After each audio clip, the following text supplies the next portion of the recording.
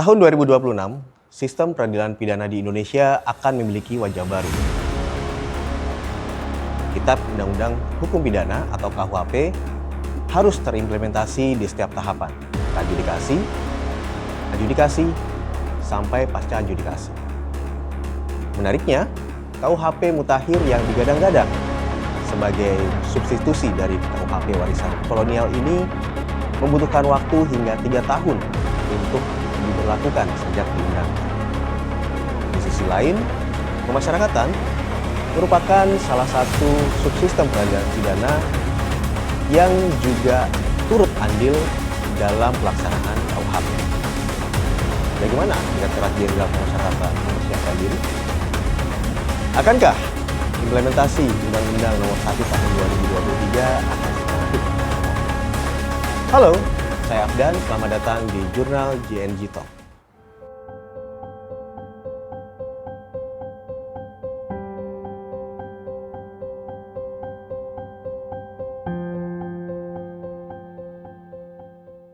Guide and Guide Talks kali ini hadir dengan format spesial karena ingin membedah topik yang spesial juga secara mendalam dan komprehensif. KUHP baru pemasyarakatan bisa apa? Saat ini bersama saya telah hadir Direktur Pembimbingan Kemasyarakatan Bapak Dr. Ceno Hersusetio Kartiko dari Direktorat Jenderal Pemasyarakatan. Selamat pagi. Selamat pagi, Bapak Direktur. Apa kabar Bapak? Alhamdulillah sehat. Saya berterima kasih sekali Sama-sama. Bapak bersedia hadir di jurnal Guide and Guide Talks untuk kali ini. Terima kasih. Bapak, sebelum kita mulai masuk ke topik yang akan mendalam, mungkin boleh diperkenalkan kepada pemirsa di netizen sekalian, apa tugas dan tanggung jawab Bapak Direktur di Direktorat Pembimbingan Kemasyarakatan? Baik, terima kasih Mas Afdan dan terima kasih atas kesempatannya saya bisa diundang di sini untuk menyampaikan sekaligus kita nanti akan bercerita lebih panjang tentang tusi kami di seluruh Indonesia. Kalau kita lihat secara organisasi, Direktorat Pembimbingan Kemasyarakatan berada di bawah Direktorat Jenderal Pemasyarakatan, di mana Direktorat Jenderal Pemasyarakatan berada di bawah dari Kementerian Imigrasi dan Pemasyarakatan. Nah, tugas dan fungsi kami berdasarkan ORTA, organisasi dan tata laksana, bahwa kami merencanakan kebijakan, melaksanakannya, mengevaluasinya, kemudian mengimplementasi, serta melakukan evaluasi terhadap kebijakan yang kita buat dengan dibantu melakukan pembimbingan terhadap teman-teman di unit pelaksana teknis, khususnya di Balai Pemasyarakatan seluruh Indonesia. Jadi Balai Pemasyarakatan atau Bapas Bapas bisa dibilang ada di bawah komando atau binaan dari Direktorat Pembimbingan Kemasyarakatan. Direktorat Pembimbingan Kemasyarakatan. Baik, menuju ke pertanyaan yang pertama, apa sih Pak istimewanya KUHP yang baru? Ya, kalau bicara soal KUHP ini tato lompat ke KUHP ya. Kalau dari undang-undang sendiri, undang-undang yang lebih dulu yang kita pegang Undang-Undang Pemasyarakatan nomor 22 tahun 2022. Yeah. Kemudian di 2023 di Undang-Undang nomor 1-nya KUHP dilahirkan. Ini adalah produk yang tadi Mas sudah singgung awal, bahwa produk hasil karya dari anak bangsa yang cukup berhasil, bahwa semangat dari KUHP baru adalah semangat restoratif justice. Restoratif justice. Jadi kalau kita lihat tujuan dari pemidanan di pasal 51 KUHP, ini kita harus sepakat semua ya Pak, bahwa tujuan yang 51A itu penegakan dan perlindungan terhadap masyarakat terhadap tindak pidana atau kejahatan. Nah, yang B-nya itu menggariskan bahwa disitulah fungsi dari pemasyarakatan ada, yaitu membimbing dan membina terhadap pelanggar hukum. Nah, itu semangat barunya, sehingga titik berat tidak hanya pada pelakuan pada sistem peradilan untuk penegakan keadilan, tapi juga terhadap pelaku dan pemulihan terhadap korban Oke, jadi itu poin-poin yang bisa di-highlight dari Intinya, KUHP yang baru. tujuan pemidanaan ada di pasal 51. Oke. Peran apa sih Pak yang diberikan KUHP yang baru ini terutama untuk Balai Pemasyarakatan? Ya. Jadi Balai Pemasyarakatan di situ saya perlu ceritakan dulu bahwa kalau petugasnya itu pembimbing kemasyarakatan. Namanya petugas pembimbing masyarakat itu jabatan fungsional yang kemudian dia punya fungsi dari mulai pendampingan, pembimbingan, kemudian pengawasan terhadap klien pemasyarakatan. Nah, pendampingan, pembimbingan, dan pengawasan itu dilaksanakan berdasarkan penelitian kemasyarakatan atau Litmas. Betul. Oke. Selama ini pemasyarakatan hanya dikenal sebagai subsistem peradilan pidana nih Pak. Terutama ditaruhnya di akhir. Iya. Ditaruhnya sebagai muara dari setiap tahapan. Artinya kita baru berperan, itu pemasyarakatan baru ada perannya ketika di pasca adjudikasi. Nah, bagaimana dengan KUHP yang baru ini Pak? Ya, jadi sebenarnya mandat terhadap PK Bapas atau pembimbing kemasyarakatan Bapas, kalau kita lihat di Undang-Undang Sistem Peradilan Pidana Anak, itu mulai dari peradjudikasi. Karena di situ sudah ada best practice-nya terhadap penegakan hukum, yaitu kita mendampingi seorang anak manakala dia masuk tahapan pemeriksaan atau menjadi di tingkat kepolisian. Nah, disitulah peran dari PK sudah hadir untuk mendampingi klien anak. Nah, di situ dari praadjudikasi bahkan kita upaya untuk diversi, artinya tidak melulu kita menjatuhkan seorang anak itu masuk penjara, tapi kita upayakan bersama kepolisian, dengan advokat, bahkan juga dengan instansi atau masyarakat, tokoh masyarakat, supaya mereka anak tuh semaksimal mungkin tidak dimasukkan dalam proses peradilan, apalagi masuk ke pidana penjara. Nah, untuk kaitannya dengan KUHP baru? KUHP baru yang sudah dimandatkan, memang di situ ada pidana yang mungkin sebagai alternatif dari pidana penjara. Kalau kita lihat pidana pokok yang kita diatur dalam KUHP, bahwa pidana penjara itu paling akhir. Ya, paling akhir, artinya urutan pertama tuh dikenakan adalah pidana kerja sosial. Nah, berdasarkan itulah kemudian ada mandat kepada kami, pembimbing kemasyarakatan, bahwa pelaksanaan pidana kerja sosial itu diawasi oleh teman-teman di jaksa dan dibimbing oleh pembimbing kemasyarakatan. Oke, jadi penerapan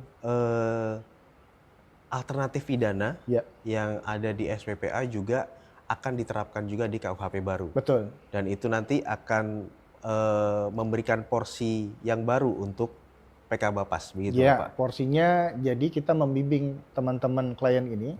Jadi memang tadi saya cerita soal semangat dari restoratif justice. Tidak bisa kemudian mengabaikan seorang yang pelanggar hukum dari mulai ditahan sampai dengan kemudian di rutan, masuk ke lapas, kemudian dibimbing oleh Bapas, kemudian dia bebas ke masyarakat. Nah, ini perlu kita dampingi. Karena selama ini memang kalau kita ketahui bahwa produk pidana yang ada, tindak pidana yang ada di masyarakat itu dari masyarakat. Proses di dalam sistem peradilan maupun dia melaksanakan pidana itu tidak akan lama karena suatu saat pasti mereka bebas. Nah, inilah peran kami dari mulai sebelumnya pada saat praadjudikasi sampai nanti pada saat mereka akan berbau kepada masyarakat, peran PK sangat strategis. Jadi bisa dibilang kalau yang tadinya di Undang-Undang Nomor 11 Tahun 2012 tentang Sistem Peradilan Pidana Anak, PK sudah punya peran sejak praadjudikasi. Di KUHP pun, di KUHP yang baru pun sama. Kita melihat dari seperti pelaksanaan praktek seperti itu. Cuma nanti kita akan bobotnya lebih besar kepada pendekatan kepada masyarakat. Karena pilar keberhasilan dari pembinaan narapidana atau pembinaan warga binaan masyarakatan ada 3, yaitu petugas, warga binaannya, dan masyarakat. Dan bobot masyarakat itu cukup besar. Sehingga memang peran kami, PK Bapas, melakukan segala macam termasuk KIE, komunikasi, informasi, dan edukasi terkait dengan implementasi KUHP baru. Izin Bapak Direktur. ketika best practice tadi yang dari Undang-Undang SPPA kemudian diadopsi ke KUHP yang baru, peran PK menjadi bertambah nih. Ya. Nah, bagaimana Direktorat Jenderal Pemasyarakatan memberikan penguatan untuk PK itu sendiri, Pak? Baik. Jadi kami ini juga masa transisi dari Kementerian Hukum dan HAM menjadi Kementerian Imigrasi Pemasyarakatan. Di antara itu pun kami sudah melakukan bimbingan teknik terhadap para pembimbing kemasyarakatan. Ada berbagai persiapan yang sudah kita lakukan ya terhadap untuk menghadapi pemberlakuan KUHP di 2026 nanti. Bahwa kami sudah melakukan seluruh Indonesia Bapas melakukan perjanjian kerjasama kepada instansi yang terkait, khususnya terkait dengan pelaksanaan pidana kerja sosial, itu sejumlah 719 perjanjian kerjasama. Wow. Nah, di 719 tersebut ada berbagai macam jenis pelaksanaan pidana kerja sosial. Oke. Ditulis di dalam PKS tersebut. Ada kebersihan sekolah, ada kebersihan tempat ibadah, ada membersihkan taman kota, panti asuhan kita juga melakukan kegiatan, kemudian di Panti Jombo, ada juga mengajar di pesantren. Nah, itu total lokasi yang tadi saya sebutkan 968. Jadi dari 719 perjanjian kerjasama, di dalamnya breakdown ada 968 kegiatan jenis untuk pidana kerja sosial. Jadi, dan itu nanti akan pembimbing kemasyarakatan bisa merekomendasikan hal tersebut. Dan kebetulan Pak Menteri sudah bersurat ke Mahkamah Agung, Ketua Mahkamah Agung untuk memberitahu bahwa kita sudah melakukan PKS dan kita sudah siap. Kenapa siap? Karena tadi saya ulang lagi pada Undang-Undang Sistem Peradilan Anak kita sudah menerapkan hal tersebut, sudah kita dampingi di tengah masyarakat. Pada saat kita ini boleh cerita sedikit? Boleh, Pak. Pengalaman dari pembimbing kemasyarakatan kita. Ini ada beberapa tempat di Bapas, khususnya anak. Ya. Pada saat mereka diputus hakim untuk diserahkan kepada panti sosial atau lembaga, betapa susahnya mereka untuk kembali ke keluarganya. Kadang keluarganya tidak menerima, masyarakat tidak menerima, tetangga bisa tidak menerima. Di situ peran kami selalu mendampingi, membimbing sehingga ada beberapa tempat anak itu kita tampung di balai pemasyarakatan. Balai pemasyarakatan juga berfungsi sebagai rumah singgah. Jadi bagi anak yang tidak bisa kemana-mana, kami tampung dan kemudian dia tetap kita perjuangkan untuk mendapatkan hak dia untuk sekolah. Nah, itu sudah kita laksanakan. Luar biasa. Nah, mudah-mudahan dengan apa yang sudah dialami teman-teman PK di seluruh Indonesia pada saat Undang-Undang KUHP baru, ini sudah bisa kita terapkan karena pertama kita sudah siap perjanjian kerja sosialnya, kemudian lokasi-lokasinya sudah MOU dengan ada, nanti saya jelaskan bahwa ada beberapa mitra yang terlibat seperti Pemda, ya, Bupati, Camat, Kades, kemudian instansi kementerian atau lembaga di wilayah, kemudian ada panti sosial dan yayasan sosial. Itu totalnya mitra kita 1.888. 1.888 ya, mitra yang betul. Yang siap untuk bekerja sama. Bekerja sama untuk implementasi pidana kerja sosial. Pidana kerja sosial. Berarti kita memang secara langsung maupun tidak langsung betul-betul mengadopsi Undang-Undang Sistem Peradilan Pidana Anak. Tidak mengadopsi full karena sifat anak dengan yang dewasa agak beda ya. Kalau anak pendekatannya memang termasuk persidangan, waktu pemeriksaan. Kita tidak menggunakan baju dinas, harus situasi sidangnya atau pemeriksaannya sesuai dengan hak anak. Jadi tidak boleh bersifat untuk membuat anak nanti berubah atau psikologisnya terganggu. Bapak tadi sudah sampaikan juga terkait masyarakat, Pak. Iya. Nah, bagaimana Bapas tentunya mengubah paradigma mereka-mereka ini yang menjadi pelaku kejahatan supaya bisa diterima kembali ke masyarakat melalui KUHP yang baru ini. Iya. Jadi peran kami tadi sudah cerita PKS yang sudah kita siapkan. Ya, sampai nanti di Januari kita sudah ada mungkin mandat dari hakim untuk memutuskan pidana kerja sosial, kita sudah siapkan lokasi dan mitranya. Nah, cara kami untuk mendekatkan kepada masyarakat itu sudah kita lakukan di bulan Juni mulai. Apa itu, Pak? Nah, kita melakukan aksi sosial Aksi klien sosial. Bapas. Klien Bapas di sini nanti ada dua, Pak. Klien Bapas yang putusan Pak Menteri dia integrasi, PB, CB, CMB. Iya. Klien yang nanti ada SK-nya Pak Hakim atau Bu Hakim untuk melaksanakan pidana kerja sosial atau pengawasan. Oke. Yang kita uji cobakan untuk praktek agar kita mudah untuk pelaksanaan 2026 adalah kita praktek yang sangat basic pelaksanaan kerja sosial tuh bersih-bersih. Bersih-bersih ya. Jadi di bulan Juni Pak Menteri sudah melaunching kegiatan aksi sosial pembimbing masyarakat dan klien untuk melaksanakan kerja sosial yang paling basic adalah bersih-bersih. Dan itu sudah terlaksana Dan sejak itu Juni terlaksana dari mulai Juni 2025 sampai dengan Desember 2025.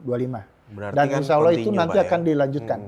Karena Pak, disitulah kemudian pada saat kita aksi sosial tersebut, pertama mempraktekkan kepada PK bagaimana caranya untuk mendampingi atau membimbing seorang klien yang nanti akan dilaksanakan 2026 klien yang pidana kerja sosial. Kerja sosial. Nah pada saat dibimbing, ini klien integrasi, itu juga memperkenalkan kepada masyarakat, ini loh salah satu contoh pelaksanaan pidana kerja sosial dengan yang sangat basic, kerja bersih-bersih.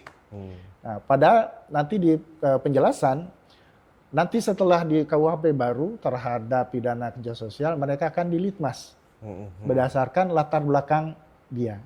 Apakah dia pernah mengajar, misalnya dia dosen klien, sehingga dia akan kita arahkan kepada mungkin panti asuhan atau panti pendidikan, di mana dia akan mengajar di situ tanpa dibayar.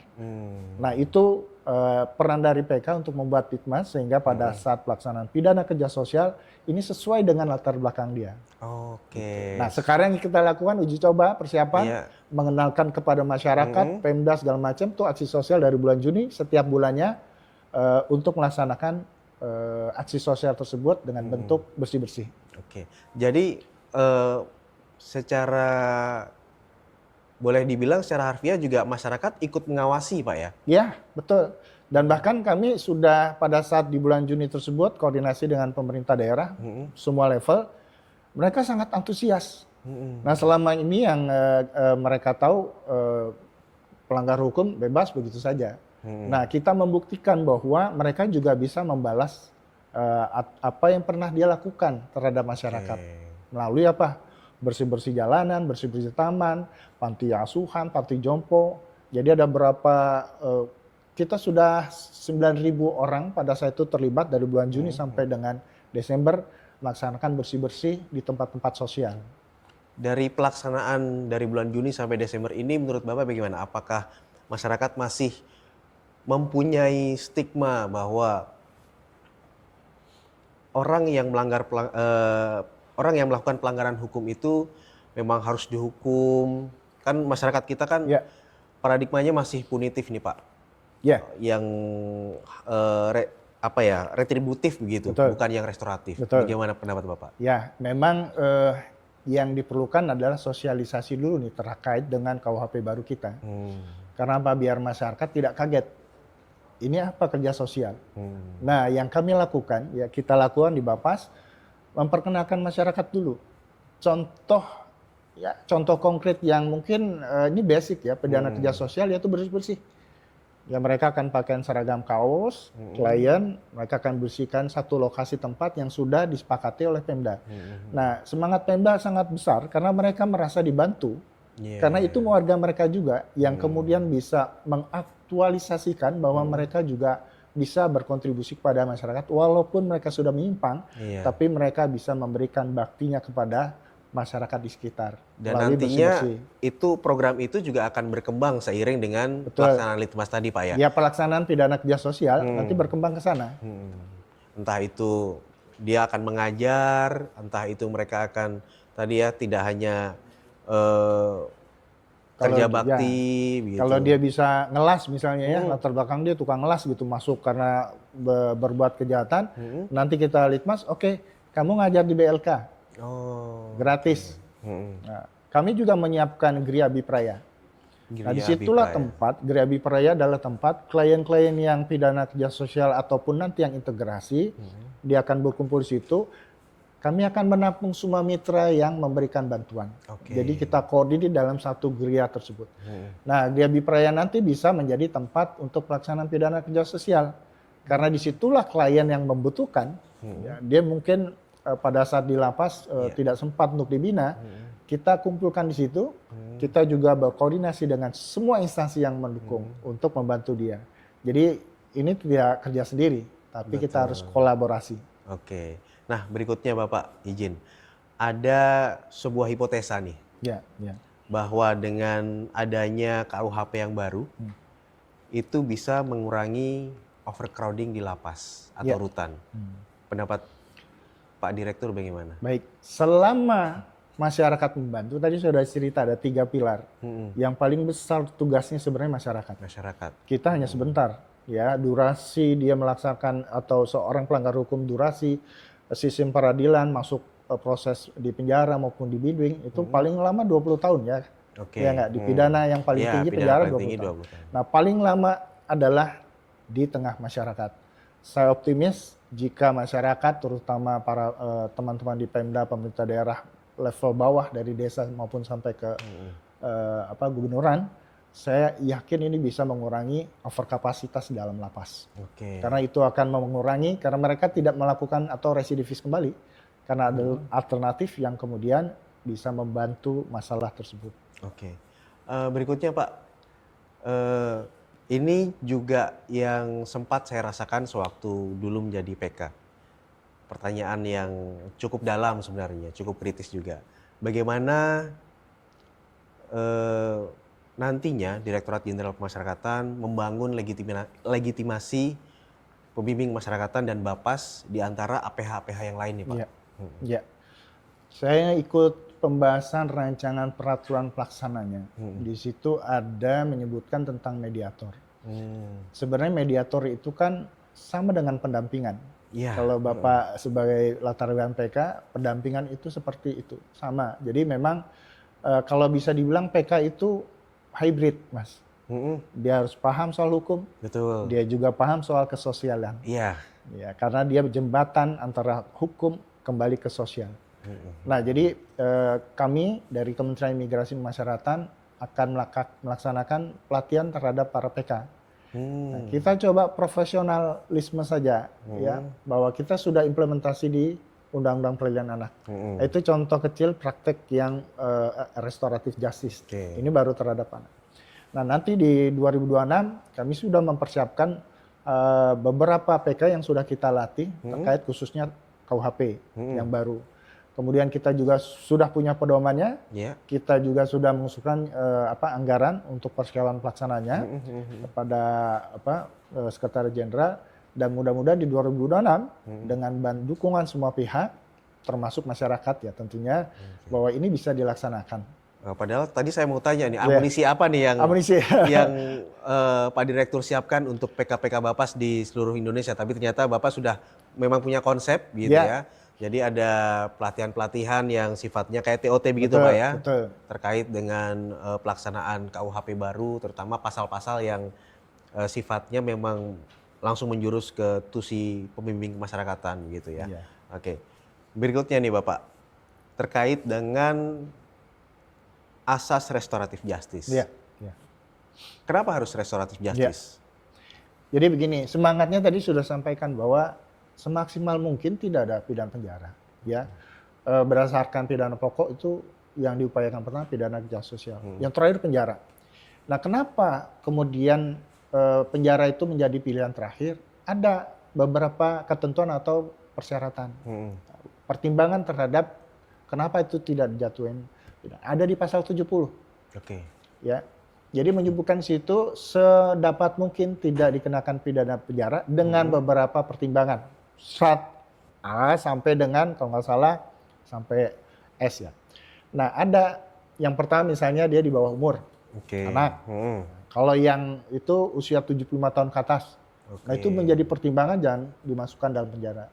Tapi ada yang satu yang perlu kami sampaikan bahwa di huruf K dan L, ya, pasal 70 tersebut, bahwa pidana penjara itu akan berdampak terhadap pelaku maupun keluarganya. Belum lagi penularan penyakit. penyakit. Ya, Oke. di dalam lapas di seluruh Indonesia hampir semua rata-rata over capacities. Mm-mm. Artinya mereka tidur pet-petan. Kalau dari sisi medis, penularan penyakit itu lebih cepat. Jadi lebih rentan, lebih cepat. Betul. Belum lagi penyakit yang 3 huruf ataupun nanti penyakit tuberkulosis ya, TB. TB. Di Indonesia tuh katanya tertinggi juga kedua kalau nggak salah. Nah itu dampaknya tidak hanya buat si pelaku yang di penjara, tapi setelah dia Ketika bebas, bebas. masyarakat sekitar, keluarganya, bahkan bisa berdampak meluas ke tempat lain. Itu pertimbangannya. Terutama apa? Pertimbangan yang lain. Kalau dia di penjara, yang ngasih makan tuh kita, masyarakat yang membayar pajak. Ya, jadi kewajiban negara di seluruh dunia pun pidana penjara terhadap pelaku tindak pidana itu diwajibkan untuk diberikan makan, pembinaan, kemudian kebutuhan dia sehari-hari, itu ya, termasuk pembinaan dan penanganan masalah operasional yang ada di lapas rutan. Nah, anggarannya dari mana? Anggaran dari negara. Negara dari mana? Salah satunya dari pajak. Dari pajak kita juga. Betul. Nah, sama kita bayar pajak itu, Iya. salah satunya mengalir ke sana. Artinya gini, semangat RJ itu ke sana. Semaksimal mungkin kemudian dikurangi over kapasitas dalam lapas. Sehingga beban negara terhadap pengelolaan atau penyelenggaraan di dalam lapas maupun rutan akan berkurang. Satu itu. Kedua, masyarakat akan mendapatkan manfaat dari situ. Restoratif justice, kita perbaiki dia. Artinya orang yang melanggar, semua orang pasti pernah melanggar. Tapi itu karena kehendak sama yang kuasa bahwa dia akan ketahuan, tertangkap ya. Nah, kita tidak langsung menjustice bahwa dia jahat. Nah, ini fungsi RJ, kita mencoba menyatukan. Jadi konsep pemasyarakatan nih Mas, adalah memulihkan hubungan hidup, kehidupan dan penghidupan antara terpidana atau sendiri, warga binaan dengan masyarakat. Nah, masih hafal ya. Nah, udah paham belum hidup, kehidupan, penghidupan? Insya Allah sudah sih Pak. Apa hidup itu apa? Kalau hidup berarti antara dia dengan yang Maha Kuasa. Betul. Kemudian kehidupan berarti dia dengan masyarakat. Iya. Dan penghidupan antara dia dengan penghidupan dia. Pekerjaan dia. Iya, betul. Kita bahas nih sedikit bahwa pembinaan di dalam lapas maupun pembimbingan dalam Bapas itu ada pembimbingan satu kemandirian dan kepribadian. Kepribadian itu yang tadi pulih hubungan hidupnya. Sudah ada kan? Yang untuk penghidupan itu ada di bimbingan kemandirian. Yang kehidupan ada belum? Belum. Betul. Jadi semangat kami di 2026 dari Direktorat Jenderal Pemasyarakatan bahwa kita akan melakukan bimbingan yang berintegrasi. Namanya bimbingan integrasi. Memulihkan kehidupan dia dengan masyarakat. Tapi subjeknya bukan klien saja. Tapi subjeknya juga masyarakat. Masyarakat juga ikut diberikan peran juga di situ. Betul, perannya kita melakukan edukasi, kita komunikasikan, nih ada kliennya, mohon dibantu. Karena apa? Toh mereka kembali lagi, selesai kita. Setelah selesai bimbingan kembali ke masyarakat. Kita yang bantu. Kalau mereka tidak menerima kemudian menstigma, kembali lagi, ini kena ke dampak mereka juga. Iya, akan kembali ke mereka juga sebenarnya. Dan kita melakukan edukasi terus. Nah, itu yang saya bilang tadi, ada bimbingan kemandirian, kepribadian, nah ada bimbingan integrasi. Nah, ke depan kami mencoba juga membentuk namanya kelompok layanan bimbingan integrasi tersebut. Nah, kelompok ini bukan saja PK, pembimbingan masyarakat, tapi kelompok ini dalamnya nanti ada Babinsa, ada Babin Kamtibmas, ada lurah atau kepala desa, mungkin sampai RT RW, kemudian ada tokoh masyarakat, tokoh agama atau tokoh pemuda yang ikut terlibat. Sudah ada pilot projectnya Pak? Pilot projectnya di proyek perubahan saya pada saat PKN, dan itu sudah beberapa tempat yang disosialisasi terkait itu. Dan Babinsa, Babin Kamtibmas, lurah, kepala desa itu sangat semangat. Karena apa? Mereka dibantu untuk diberitahu bahwa ada masyarakat yang perlu dibina. Dan mereka mempunyai tugas dan fungsi masing-masing, termasuk kepala desa. Karena kita membantu mereka untuk mengembalikan warganya mereka menjadi warga mereka yang baik. Nah, itu yang kita konsepkan ke depan. Mungkin mirip seperti tim PORA, tim pengawasan orang Kalau asing. di imigrasi, Nah, tim imigrasi PORA. orang asing. Nah, kita pengawasan atau pembimbingan terhadap klien-klien kita yang kembali ke masyarakat. Oke. Nah, ini konsepnya seperti itu. Wah, mantap sekali itu Pak. Insya Allah berhasil. Nah, kembali lagi ke RJ nih Pak. Kebetulan saya terngiang-ngiang dengan penelitian kemasyarakatan. Ya. Apakah akan ada format baru untuk RJ dewasa atau Ya. bagaimana Pak? Baik, kalau ini informasi dan data dari teman-teman PK bahwa litmas ini cukup banyak. Nah, kita sudah sepakat di Direktorat Jenderal Masyarakat kita karena merumuskan kebijakan. Nah, litmas itu nanti cuma untuk satu orang. Dari mulai dia praadjudikasi sampai dia pos bahkan bimbingan lanjutan. Satu, tapi yang berubah. Jadi ada litmas statis di atasnya. Iya. Karena dia terkait data pribadi atau data dasar. Background sebelumnya Ya, gitu. ada data dinamis yang kemudian akan berubah pada saat dia tahapan-tahapan itu Setiap meningkat. tahapan Betul. sampai menjalani pembinaan di lapas rutan Ya, misalnya kalau dia dari masuk ke mulai lapas praadjudikasi, pemeriksaan peradilan segala macam, namanya tetap, keluarganya tetap. Ya, yang dinamis adalah pada saat perubahan dia perilakunya, perubahan korban, perubahan dari keluarganya itu menjadi dinamis, sampai bergerak. adjudikasi sampai pasca adjudikasi. Sampai pasca edukasi sampai dia dibimbing selesai. Itu lebih mirip seperti medical record. Oh iya, Seorang yang betul. masuk ke rumah sakit kan kalau diperiksa bawa map ya, Iya. ke laboratorium dulu, ke lab periksa, Iya. dibawa lagi itu dokumen, periksa treadmill, bawa lagi periksa ke sana dibawa Iya. terus sampai kemudian ketemu dokternya di PK, pembimbing kesehatan. Dokternya ganti pun Dokternya kita bisa ganti pun, melihat rekaman betul. medisnya. Betul. Gitu. Baik. Sehingga penerapan atau treatment terhadap pelanggar hukum dari mulai praadjudikasi sampai pos adjudikasi itu sama dan diketahui. Tidak menyimpang. Jangan kemudian waktu dibina di lapas dia ngelas, pada saat di lapas dia disuruh nyuci atau laundry. Ini nggak nyambung Pak. Iya. Nah, jadi memang harus inline dan dokumen itu adalah dokumen living law. Living dokumen.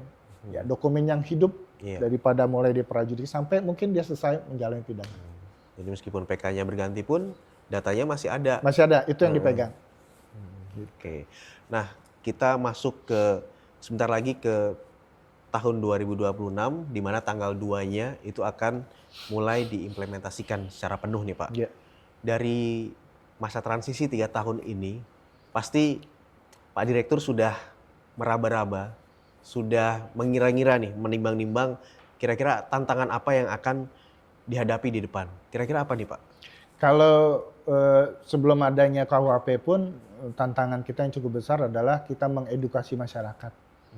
Karena masyarakat sekarang konsepnya masih berpikir penjara. Yang tadi ya punitif, Iya, retributif. punitif. Apa berbuat jahat penjara, berbuat jahat penjara, dendam, ribut, berantem penjara.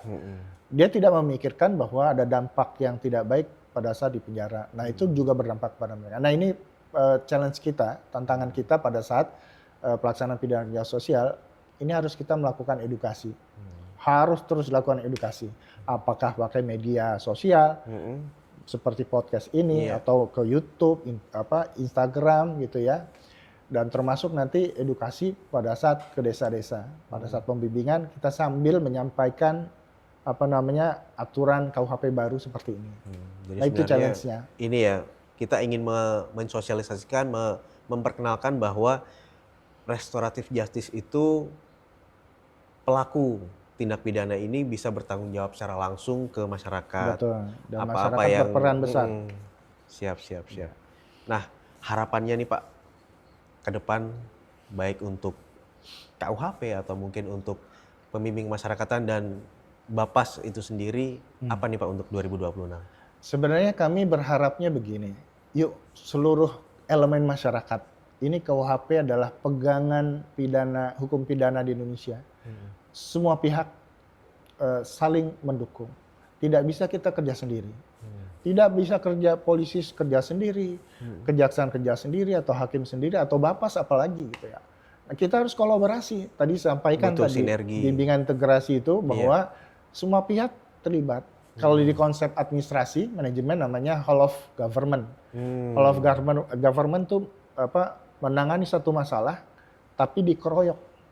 Ada yang memang bidangnya kalau saya PK Bapas tuh untuk melakukan pembimbingan. Iya, pembimbingan. Dari kepolisian untuk Pengamanan, penyidikan. penyidikan, kejaksaan untuk penuntutan, terus hakim untuk bidangnya, untuk peradilan. Nah ini satu kesatuan, saling ngobrol, saling kolaborasi. Ya, sehingga tujuan dari tadi yang pasal 51 saya awal ceritakan, itu tercapai. Itu yang diinginkan para pakar yang mungkin sudah banyak yang meninggal gitu, yang pensiun. Itu yang keinginan mereka untuk merubah sistem hukum kita seperti itu, untuk restoratif justice.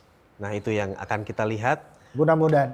Apakah Undang-Undang Nomor 1 Tahun 23 itu secantik nomornya, Pak? Ya. Gitu. Jadi terima kasih banyak Pak Direktur sudah hadir di jurnal Guard and Guide Talks hari ini. Terima kasih. Mungkin satu kata atau closing statement untuk teman-teman di rumah, Pak. Ya, buat masyarakat, Bapak Ibu sekalian, teman-teman, ini ada pendapat dari ahli penologi ya, penjara di luar negeri, bahwa seorang pelanggar hukum itu tidak lahir dari ruang hampa, tapi lahir dari tempat di mana kita juga berada di situ. Artinya mereka lahir dari masyarakat dan akan terjadi penyimpangan karena kita juga. Nah oleh karena itu kami mengajak Bapak Ibu sekalian, yuk sama-sama kita menangani masalah itu. Kalau kita ingin menjadi negara maju, ada beberapa contoh di negara-negara tempat lain penjaranya sudah kosong, ya sudah berkurang dan kosong. Belanda, karena Pak, apa? Ya salah satunya Belanda. Di beberapa tempat juga sudah menerapkan itu. Yuk kita maju untuk memperoleh hukum pidana yang baik di Indonesia dan masyarakat memperoleh manfaat dari restoratif justice ini. Kalau gitu mari kita sama-sama mengawali praktek baik dari KUHP yang baru. Begitu Pak ya. Baik, terima kasih banyak Pak Direktur sudah hadir. Sama-sama, Mas Saya senang sekali punya banyak wawasan, dapat banyak insights dari Bapak Direktur. Semoga kita nanti ada kesempatan lagi untuk ngobrol Pak. Siap. Baik itu untuk kebapasan, PK ataupun restoratif justice Pak. Terima kasih banyak sekali lagi. Terima kasih banyak teman-teman. Berikut demikianlah jurnal Guard and Guide Talks kali ini.